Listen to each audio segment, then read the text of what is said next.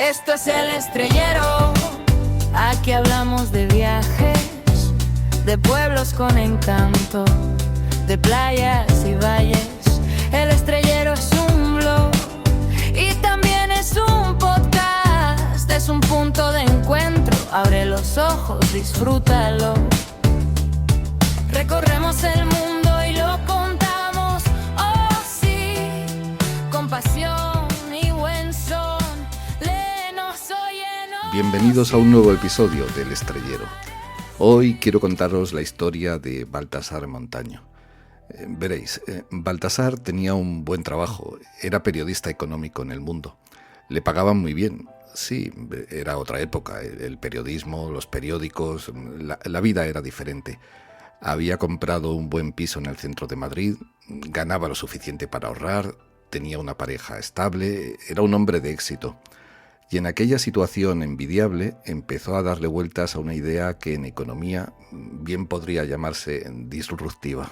Que yo le empecé a dar las vueltas a la cabeza y le ponía a la cabeza como un bombo a mis compañeros, a mi familia, a mis amigos. Quiero dejar de trabajar cuando llega el entorno de los 40. Empecé a ahorrar, que se me da bastante bien, y me hice un año sabático con mi ex a Australia y Nueva Zelanda. Cuando volvimos, yo dije, esto es lo que quiero. En 2016 cumplió su amenaza. La última noche en Madrid se sirvió una o dos o tres copas de ron y se puso un disco de Benny Moré. Luego se fue a Barajas sin dormir para coger un vuelo a Bogotá. Fue la primera etapa de un viaje sin billete de vuelta. Y me dedico a viajar con total y absoluta lentitud. Voy a mi ritmo, cambio de planes cuando me viene en gana y me muevo también un poquito por impulso. Han pasado 10 años desde entonces. Baltasar ha vivido meses en Argentina, en Colombia, en México, en el sudeste asiático, en parte de África, y ahí sigue aún sin billete de vuelta, aún con ganas de volver a ponerse en marcha. Ha pasado la Semana Santa en España con la familia, en Puebla de Sancho Pérez, el pueblo de Badajoz, cerca de Zafra, donde nació en 1971. Pero enseguida volverá a coger el avión, esta vez hacia Centroamérica, una zona que dice que todavía no conoce lo suficiente. En el episodio de hoy del podcast, el periodista Baltasar Montaño nos cuenta su historia.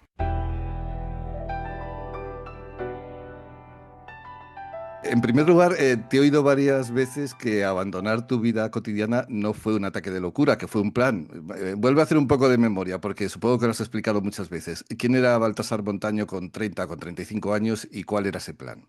Bien, bueno, pues sí, la verdad es que con 30 o 35, no me acuerdo bien, pero yo creo que más bien 35 o por ahí, o 36 o 37.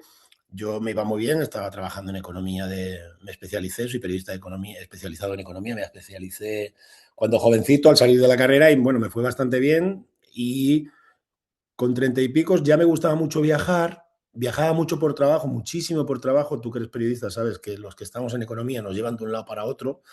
En mi caso, pues eso también fue determinante a la hora de decidir, no de decidir, de darme cuenta de lo que me gustaba viajar, pero ya previamente cuando empecé a ganar un buen dinerito, dedicaba mis ahorros, no soy un hombre que gaste mucho dinero en coches, ni en ropa, ni nada.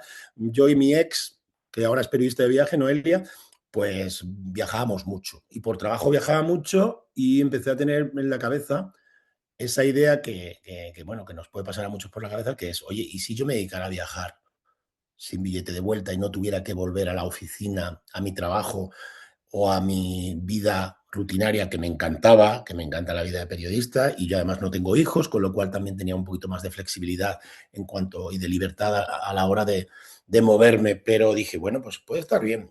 Y con el paso del tiempo se me fue calentando la cabeza con esa historia. Y hubo un momento en que le dije a la gente del mundo, a Pedro J y tal, que me quería coger al ERE voluntario, que bueno, primero fueron voluntarios y luego no fueron voluntarios. Y bueno, en el primero no me dejó Pedro J, me vetó, y en el segundo pues ya me dejaron marcharme. Y bueno, pues aproveché ese año sabático, esa salida del mundo, para irme a Australia y Nueva Zelanda con mi exnovia. Y ahí nos dimos cuenta los dos, pero yo más, que era el que tenía la idea en la cabeza, de que esa vida sí que me gustaba. Alquilamos una autocaravana, bla, bla, bla, y estuvimos pues como un total de 8 meses. No fue un año sabático, fueron como 7, 8 meses. Volví a trabajar, me incorporé a Voz Populi y ahí ya sí que empecé a decir, bueno, pues esto me gusta, voy a hacerlo. pero ¿me tomo un año sabático de nuevo o prefiero cortar con mi vida profesional, por lo menos en un largo periodo, sin saber si luego voy a volver o no, pero que en principio la idea era no volver a trabajar, pero que no es una idea ni es una máxima a cumplir, simplemente era intentarlo y eso fue con 37, bueno, con 40, sí, con 38, 39 y estuve trabajando hasta los 43, 44 cuando ya por fin decidí dejar Voz Populi y iniciar mi viaje. Eso ha sido un poquito más el resumen rápido de la decisión. Eras una persona de éxito, eras un periodista en economía, además que los que trabajamos en esto sabemos que tiene un montón de oportunidades de prosperar, de ir de un lado para otro. Tenías casa en Madrid, tenías pareja. Supongo que muchos amigos te han preguntado por qué, te han dicho que estás un poco loco, no sé. Claro, no, porque hay muchas veces que una decisión de este tipo es consecuencia de algún movimiento traumático en tu vida personal o profesional. Yo viajando en estos años, ya llevo hace 10 años, justo ahora se cumplen, en octubre cumplo 10 años desde que dejé de trabajar. Eh, yo he encontrado gente que ha pasado una enfermedad muy grave, gente que ha pasado un cáncer muy duro, gente que ha tenido una pérdida personal muy gorda, generalmente asociada a la pareja o a tema sentimental, y luego gente que ha tenido muchísimos problemas con su trabajo, que no aguantan, que tienen ataques de ansiedad, que han sufrido problemas psicológicos y tal. En mi caso, todo fue, o no sé si todo, pero fue diferente. Yo estaba en el mejor momento profesional de mi vida, cobraba un sueldo muy bueno, que no me podía quejar, tenía una relación estable, que es verdad que esa relación estable ya estaba terminando y mi ex y yo, que ahora somos muy buenos amigos, lo íbamos hablando. Entonces yo sentía como muchísima libertad para hacerlo, pero toda la gente me decía, con razón, incluida toda mi familia, mis amigos y mi director Jesús Cacho, que es mi amigo, dice, pero vamos a ver, pero ¿por qué te vas ahora si estás en el mejor momento con 40 y pico años en el mundo de la economía, como tú sabes, porque los periodistas se manejan muy buenas fuentes, tienes a quién llamar, si no tienes a quién llamar ya sabes cómo manejarte, con lo cual todo ese trayecto profesional previo que has hecho durante 15 o 20 años de forjarte fuentes, de tener siempre la soltura de saber a quién llamar cuando hay cosas que no entiendes y que tienes que explicarle al lector, tal, y te vas ahora. Bueno, pues sí, es que es una cuestión personal. Quiero vivir viajando y para eso tengo que dejar de trabajar. Voy a echar de menos escribir, por eso escribo de viajes y tengo mi blog y escribo muchas, y todas mis notas están actualizadas de todos los países que viajo, pero quiero hacerlo de forma totalmente libre y sin responsabilidad. Y eso fue la decisión que tomé. Fue un proceso sin dudas. Cuando lo decidí, los años previos fue sin dudas. Sí, sí, sí, ¿eh? No, y no es ninguna prepotencia ni petulancia por mi parte. Yo lo tenía claro y ten en cuenta que ya había ahorrado mucho. Yo soy una persona extremeño, sé ahorrar, soy el mayor de 7 hermanos. Yo me tuve que pagar la carrera en Madrid porque mis padres demasiado tenían los pobres con estar todo el día trabajando para sacar adelante una familia numerosa. Nunca nos faltó de nada, ¿eh? Vivíamos muy bien, en un pueblo se vive muy bien, teníamos todas las cosas que necesitábamos, pero hombre, pagarle a un hijo, el mayor además, los estudios en Madrid, pues como que no era plausible en aquellos tiempos. Pues bueno, yo he sabido toda la vida salir adelante y soy un tío normal, no tengo excesos de consumismo, ni tengo esos procesos de rotación de consumo que se tienen ahora, que tenemos desde hace tantos años en Occidente. Bueno, no, era tener claro mentalmente que me quería dedicar a viajar y que creía que no iba a echar de menos el periodismo. Pero con el paso de los años nunca he pensado en volver a trabajar, pero sí echo de menos el periodismo. Me pasa a veces. El otro día cuando Donald Trump va y coge y va a Caracas y manda a sus chicos a Caracas y se traen a Maduro y empiezan a hablar del petróleo, fíjate, te estoy hablando de lo de Irán, antes de lo de Irán. Dije, joder, lo que yo daría ahora por estar en la redacción y escribir de petróleo, llamar a la gente, los expertos, explicar un poco por qué hay tanto petróleo en Venezuela, ahí debajo del agua y debajo de la tierra y tal, bla, bla, bla. Entonces hay veces que me entra ese gusanillo, pero lo sacio escribiendo de viajes y en mi blog meto cosas de política, de economía y de análisis social de los países que viajo. Entonces, no lo dudé, te lo juro, ¿eh? ¿Por qué te sorprende que nos sorprenda? O no sé si te sorprende que nos sorprenda, porque todo el mundo se plantea huir alguna vez, cambiar de vida, cómo me gustaría vivir viajando, pero cuando alguien lo hace de verdad, nos dice, pero bueno, este hombre se ha vuelto loco. No, da pie sobre todo a esa envidia sana que toda la gente te traslada, que das mucha envidia sana. Digo, pero si es que yo creo que dejar de trabajar para viajar de forma más o menos permanente yo creo que es un poco locura, porque tampoco hay que dejar de trabajar. Yo lo que he dicho siempre en la exposición, en las exposiciones que he hecho a raíz de lo del libro y las entrevistas posteriores, bueno, se puede coger un año sabático. Lo que yo recomiendo es que la gente recoja un año sabático para hacer lo que quiera, no para viajar. A mí me gusta viajar y a mí me gusta estar siempre en movimiento con gente que no conozco y por eso viajo solo, porque siempre conozco a muchísima gente nueva. Pero yo tengo mi anclaje en España, tengo todos mis amigos, yo no he perdido amigos, bueno, he perdido alguno, pero nada, y a mi familia la tengo súper cercana. Y sigo realmente la profesión más o menos con una cierta distancia y sigo teniendo muchos amigos periodistas. Pero no, sí, es una cosa que sorprende porque parece un acto de rebeldía, de ir contra el sistema. Y yo le digo a la gente, pero si yo soy un burgués de 54 años, que ya cuando me fui era un burgués de 44 años, que tiene una inversión súper conservadora, una gran vivienda en el centro de Madrid que la tiene alquilada súper bien. Bueno, oye, tampoco es un acto de rebeldía ni de ir contra el sistema, pero sí, genera mucha envidia sana siempre, creo, y que mucha gente te lo diga, oye, pero ¿por qué, tío? ¿Por qué haces esto? El libro donde cuentas tu historia, que se llama Sin billete de vuelta, empieza con la última noche que pasaste en Madrid, con una botella de ron y Benimoré. Y bueno, ahora han pasado 10 años. ¿Recuerdas qué te pasaba por la cabeza aquella noche antes de ir a Barajas? Pues en aquella noche tenía un ataque de esos de felicidad, pero bueno, estaba un poquito borrachete. Había engordado 10 kilos. No, no en esa noche. En el último año había engordado 10 kilos y tal, porque yo hago mucho deporte, me encanta el deporte, pero me entregué a todo el verano antes de saber que ya iba a dejar de trabajar, organizar todo, sacar todo Madrid, dejar Madrid. Estaba estresado. Yo no controlo el tema de la ansiedad porque creo que nunca la he tenido, pero en aquellos tiempos debí de tener algo parecido a la ansiedad.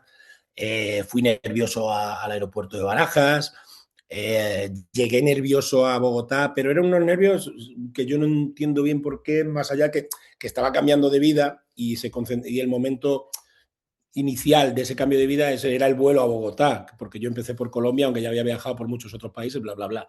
Y bueno, sí, aquellos días estuve muy nervioso, pero estaba como sobrepasado por la felicidad y no tenía miedo de estar tomando una decisión errónea, porque ya la tenía machacada desde hacía 8 años, pero sí estuve muy nervioso en Bogotá los primeros días. Me notaba que dormía mal, que tenía así como que empiezas a respirar profundamente y tal. Luego ya se me pasó todo. Y ya me empecé a adaptar, empecé a tomar decisiones sobre qué iba a hacer después de Bogotá y todo empezó a fluir. Han pasado 10 años desde entonces, esto fue Sí. en 2016. Bueno, es un buen momento para hacer balance. ¿Ha sido lo que esperabas? ¿Ha sido tan bonito como esperabas? Es que no, es que sabes qué pasa, que no esperaba. A ver, cuando me pongo a viajar, piensa uno en ver cosas bonitas de países que no conoces. Fíjate qué simpleza. Pero viajar también es una experiencia. Viajar como yo viajo es una experiencia personal porque al final tengo tanto tiempo y pierdo, que realmente gano, tanto tiempo en cada viaje, porque dedicarle un año en total a México, 6 meses a las dos Patagonias, 3 meses a Vietnam, 3 meses a Brasil, 4 meses a recorrerte el Amazonas entero, pues es viajar muy lento, es viajar a una velocidad que te permite vivir. Entonces yo a mí, lo que yo nunca hubiera imaginado es que mi vida iba a cambiar tanto por la influencia y por la influencia de toda la gente que iba a conocer y por cómo podría yo influir en ellos, pero cómo iba a crear nuevas amistades y en nuevas culturas a las que me acerco bastante porque tengo el tiempo para hacerlo. Entonces, yo eso no lo pensaba cuando viajé. Yo pensaba que iba a viajar y en Colombia empecé, bueno, me voy a Cartagena de Indias, bueno, voy a hacer la ciudad perdida, esto es lo tal, el Tayrona, bueno, todo turístico, todo bonito. Pero claro, te vas dando cuenta que como no tienes prisa ninguna, tienes la limitación de los 90 días del pasaporte, dependiendo del país en el que estés, pero generalmente la media es los 3 meses de pasaporte, como ahora está en Japón 3 meses. ¿A quién iba a decir a mí que yo iba a estar 3 meses seguidos en Japón, empezar por Okinawa y terminar arriba en Hokkaido, al lado de Rusia? Pues obviamente porque me lo tomo con muchísima tranquilidad. Entonces, yo eso no me lo esperaba. No, no. Yo eso nunca me planteé que el viaje iba a ser un viaje, y perdón por la pedantería, socioantropológico. Iba a ser. Yo he aprendido a convivir con gente con culturas de las que, por ejemplo, hay cosas en las que no estoy de acuerdo. Yo qué sé, las culturas latinoamericanas generalmente son muy machistas. Y yo de machista tengo muy poco o casi nada, creo. la cultura japonesa, ¿cómo estoy yo 3 meses en un Japón maravilloso, de una belleza espectacular, pero donde tengo que relacionarme con una gente que no le gusta relacionarse y que no habla inglés? Entonces, todo eso para mí no estaba en el guión del viaje. Yo empecé a viajar por sentirme libre, por ver belleza, que es lo que hicimos en Australia y Nueva Zelanda y lo que yo había hecho previamente. Y luego el viaje se ha convertido en otra cosa, ¿eh? Y se ha convertido en mi vida. Te lo digo en serio, ¿eh? Se ha convertido en mi vida. Si tuvieras que resumir, ¿qué te ha enseñado el viaje, más allá de los sitios bonitos, como dices? El aprendizaje, lo que te decía, del viaje, me he dado cuenta que yo he tenido que estar enfrente de gente con la que comparto muy poquitas cosas y enfrente de gente que pese al salto social o cultural que tenemos, comparto muchísimas cosas.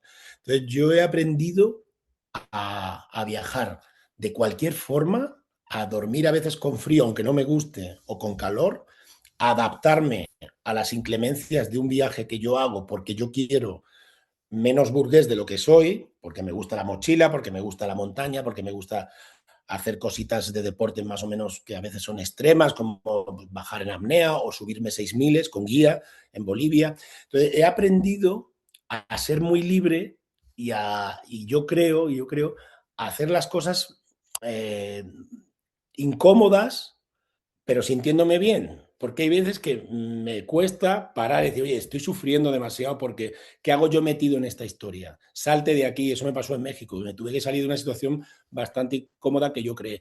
Entonces, he aprendido a ser una persona mucho más, vamos a decir, flexible, relajada y siempre muy, muy abierta, a veces exageradamente abierta a los impulsos externos que la gente me da de otros países. Empezaste por América, y luego Asia. Supongo que fue algo voluntario dejar al margen, en esta primera etapa de tu vida viajera, el mundo más conocido, Europa, Norteamérica, etcétera. Sí, fíjate, claro, yo como por trabajo he viajado y por placer mucho en Europa. En Estados Unidos he viajado un poquito por placer y muchísimo, muchísimo, muchísimo, muchísimo por trabajo durante, acuérdate, cuando nació Internet, cuando nació la telefonía móvil, nos llevaban a los periodistas bastantes veces a Estados Unidos y un poquito a Japón. Voy a dejar Europa porque lo tengo muy a mano y porque Europa no va a cambiar mucho. Europa no va a cambiar mucho en estos años. Sin embargo, me centré en Latinoamérica, en Asia y ahora he empezado con África. Entonces, ¿qué ocurre? Que yo hay veces que pienso, me estoy perdiendo Rumanía. Yo ahora estaba mirando cosas de Rumanía. Ahora el próximo viaje ya me voy a Centroamérica y enlazo con lo próximo después. Y sin embargo, tengo abandonado lo que es Canadá y Estados Unidos, que quiero hacerlo tranquilamente y en un viaje de placer, en un viaje de estos míos, y Europa, que de Europa me quedan países por conocer. No conozco Montenegro, no conozco Serbia, hay muchos países. Sí, sí, tengo esa obsesión por, por descubrir esos continentes, por conocer esos continentes menos conocidos, porque a mí me aportan muchas cosas más novedosas que lo que ya conozco. Pero eso significa que tengo un poquito abandonado ¿Qué Europa país, y Estados Unidos. qué país o qué ciudad, te ha marcado, te ha dejado una huella especial? De eso que dice, bueno, a lo mejor me podría quedar a vivir aquí un poco más de tiempo. Sí, más que marcarme es donde yo me siento muy, muy, muy cómodo para vivir, ¿eh? Para vivir. Para mí, por ejemplo, países como con todos sus problemas, como Argentina y si me apuras también México y en Asia yo te diría Vietnam, serían 3 países donde yo podría vivir perfectamente una temporada que no sería más larga probablemente de un año, a no ser que yo encontrase también, como le pasa al viajero, pues una persona con la que yo pudiera convivir, ¿no? Porque, bueno, pues es verdad que hay veces que al viaje te depara cosas que te frenan y te hacen quedarte, ¿no?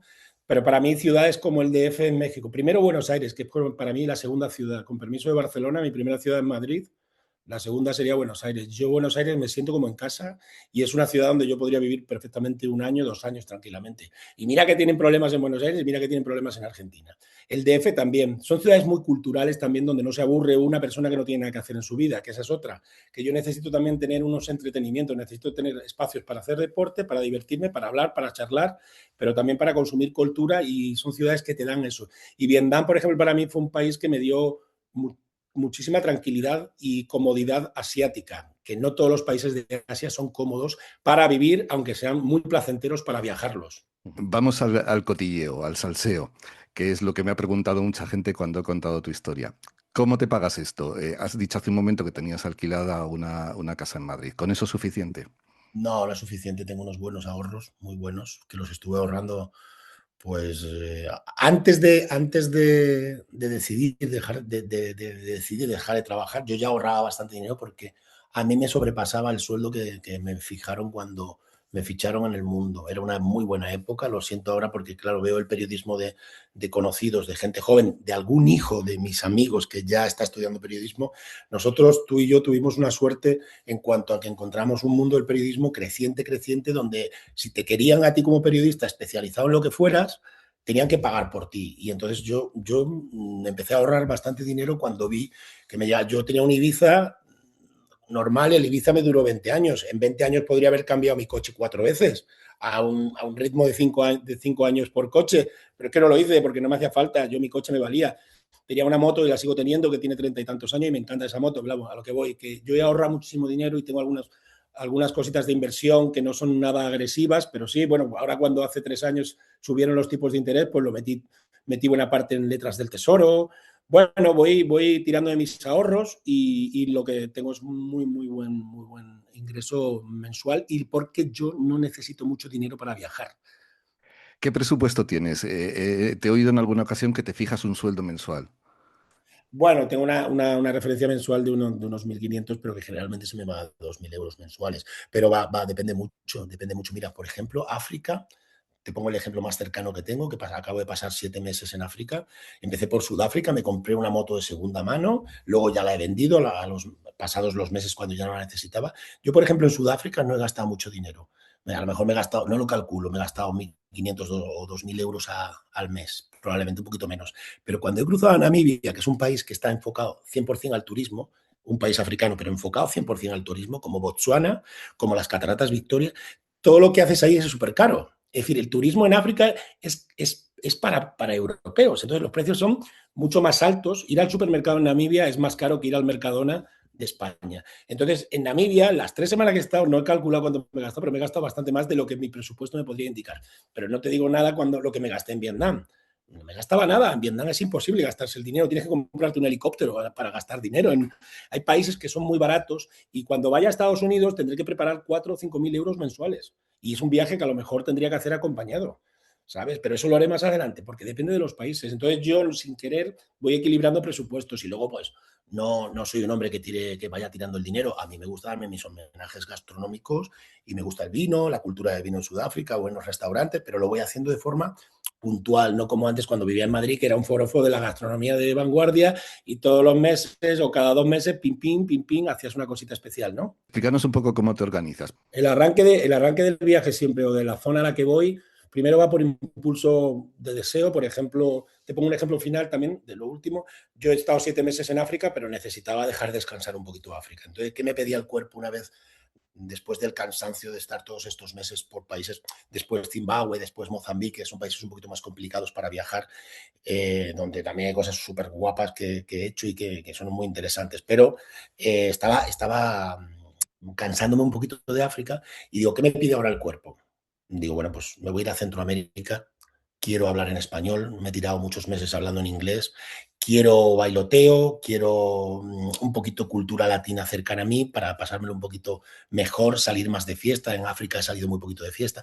Me apetece ahora cruzarme el Atlántico para ir a Centroamérica. ¿Pero por qué? Porque Centroamérica no lo conozco, porque voy avanzando geográficamente. De Latinoamérica lo tengo todo devorado y lo devoro con muchos meses. Me queda Paraguay.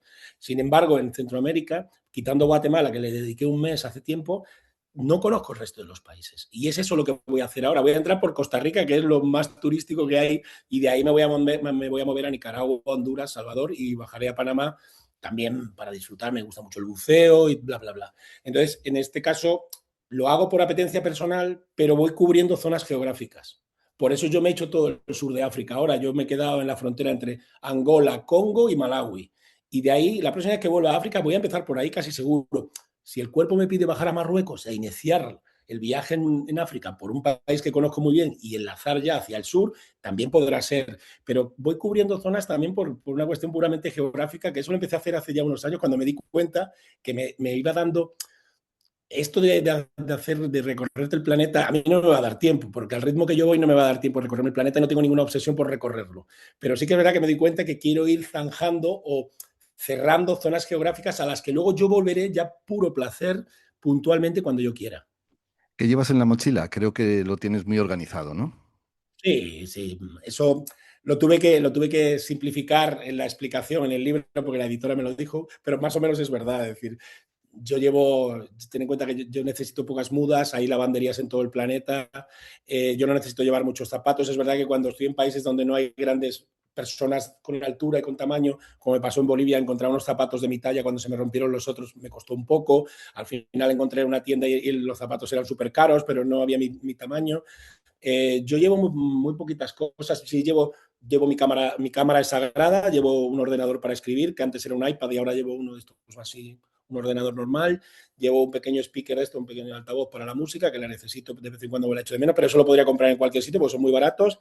Y luego ropa, por lo básico. Si voy, cuando llegué al Amazonas, la hamaca me la compré en donde me la compré porque la necesitaba. Ahora, cuando hice lo de los 6.000 en Bolivia, tuve que alquilar todo.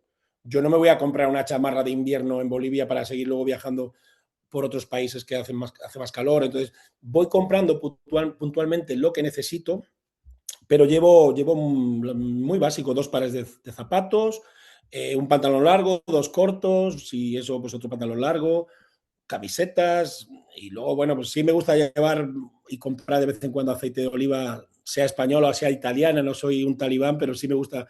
Cuando viajas por ahí echo de menos las ensaladas y la frescura en los sabores porque en muy pocos países hacen las ensaladas que se hacen en el sur de Europa, ¿no? Entonces, pues suelo llevar siempre algo de aceite de oliva y me gusta también llevar algo un cuchillito, un tenedor y tal, para de vez en cuando cocinarme yo mis cositas allá donde voy.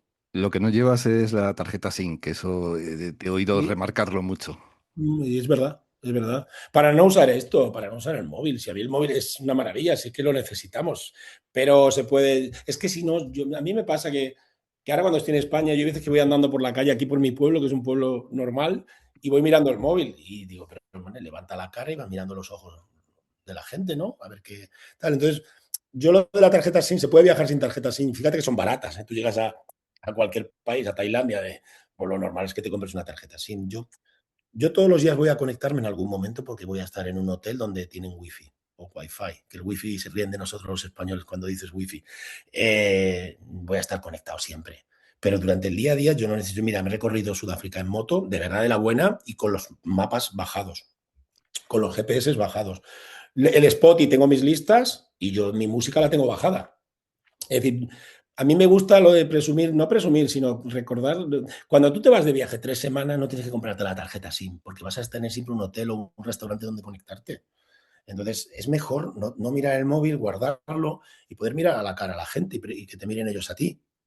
Me has dicho antes que esta vida no te ha hecho perder ningún amigo. Supongo que es más difícil tener una pareja estable, ¿no?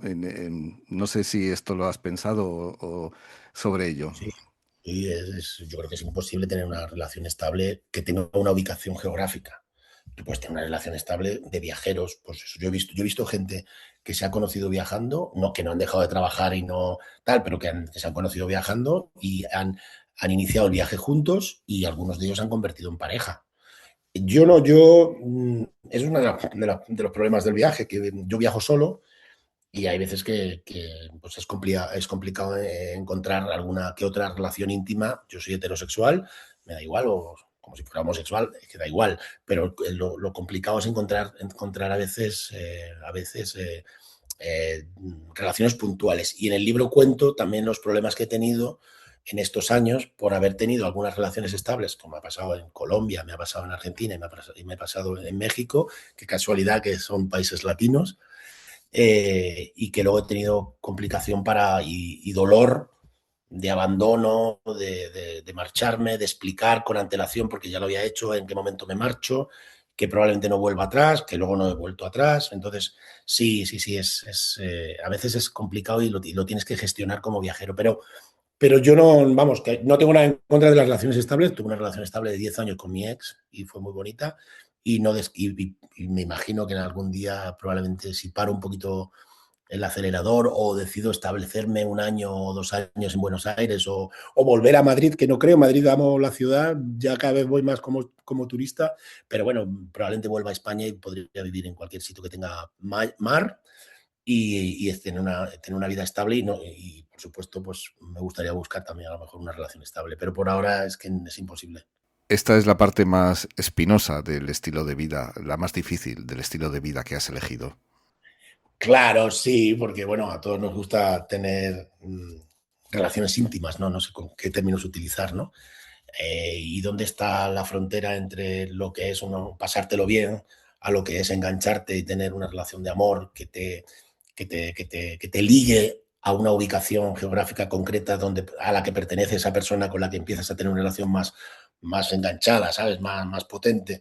Entonces, sí que es verdad que a mí eso me ha pasado puntualmente en todos estos años, pocas veces, pero han sido cosas muy intensas. Y ha pasado factura, me ha pasado un poquito factura a mí, yo creo, sí, no creo, no, seguro, pero yo también he dejado atrás alguna pequeña estela de sufrimiento. Ha sido recíproco, pero siempre no culpable, pero la persona que ya avisando previamente de la historia ha sido la que se ha marchado. Entonces, sí, es complicado gestionarlo y es lo más complicado del viaje. Para ir acabando, ¿te planteas una jubilación en España? A mí España me encanta cada vez que vengo. Bueno, yo al año suelo pasar, siempre vengo a esquiar. Ahora he estado esquiando en Italia, pero generalmente esquío por aquí, por España, por Andorra, o me voy a Francia, a los Alpes. El esquí, por ejemplo, hasta ahora está siendo un gancho muy importante para mí, para obligarme, no me tengo que obligar, para venir los inviernos a España, a Europa. A mí España me parece un país maravilloso para vivir. Yo creo que cuando me empiece a hacer más mayor y cuando empiece a tener... Todavía no tengo problemas físicos, creo, aunque hay veces que me siento más cansado de lo que me gustaría cuando estoy viajando, que para mí es viajar, es mi vida, y digo, oye, te estás cansando porque llevas 12 horas metido en un autobús y antes ni te cansabas. Eso yo creo que es una cuestión de edad. Yo creo que sí, yo creo que si no vivo aquí, cuando tenga dentro de 6, 7, 8 años, probablemente tendré, o antes, no lo sé, tendré que bajar un poquito a lo mejor el ritmo de viaje, que yo no me lo planteo por ahora, porque voy a gusto, y sí que tengo que buscar, como decía Aristarain, ¿no? En la película, un lugar en el mundo, ¿no? ¿Dónde estará mi lugar en el mundo? Pues probablemente sea en España. No va a ser en Madrid, no va a ser en Barcelona, no va a ser en Badajoz, pero podría ser en cualquier parte que tenga mar y tenga conexiones de transporte, que eso en España no tengo ningún problema. Pero vamos, no descarto para nada vivir en otro país, que eso lo veré en el futuro, en otro país. Gracias a Baltasar Montaño. Balta, muchas gracias. Ha sido un placer y espero que esta conversación haya resultado inspiradora. Gracias a ti. Gracias a Baltasar Montaño. En la newsletter os dejo la dirección de su blog para que le podáis seguir, para que podáis seguir sus aventuras. Y os dejo también una lista de libros de viajes para soñar despiertos. Pronto, más viajeros con historias, más lugares en un nuevo episodio de El Estrellero. Esto es El Estrellero, aquí hablamos de viajes, de pueblos con encanto, de playas y valles. El Estrellero es un blog y también es un podcast, es un punto de encuentro. Abre los ojos, disfrútalo. Recorremos el mundo y lo contamos, oh sí, con pasión.